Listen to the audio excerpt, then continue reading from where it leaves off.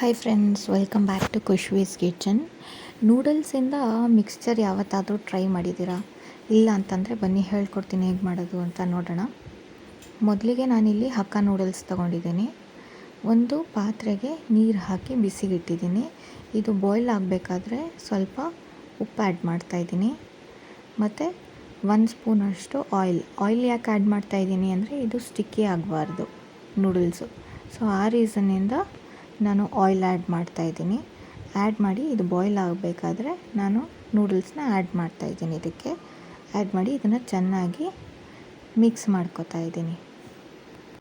Mix ಮಾಡಿ ಇಲ್ಲಿ ಚೆನ್ನಾಗಿ ಬೇಯಿಸ್ಕೊಂಡು ಇದನ್ನು ಸ್ಟೇನ್ ಮಾಡ್ಕೊಂಡು ಇಟ್ಕೊಂಡಿದ್ದೀನಿ.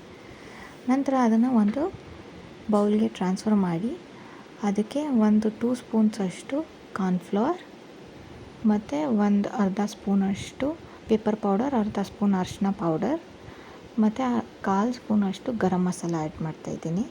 ಮತ್ತು ಖಾರಕ್ಕೆ ಅಂತ ನಾನು ಅರ್ಧ ಸ್ಪೂನು ಅಥವಾ 3/4 ಸ್ಪೂನಷ್ಟು ಅಚ್ಕಾರದ ಪುಡಿ ಆ್ಯಡ್ ಮಾಡ್ತಾಯಿದ್ದೀನಿ. ಮತ್ತು 1/4 ಸ್ಪೂನಷ್ಟು ಜೀರಿಗೆ ಪೌಡರ್, ರುಚಿಗೆ ತಕ್ಕಷ್ಟು ಉಪ್ಪು. ನಾವು ಉಪ್ಪು ನೂಡಲ್ಸ್ ಬೇಯಿಸುವಾಗಲೂ ಹಾಕ್ಕೊಂಡಿದ್ವಿ.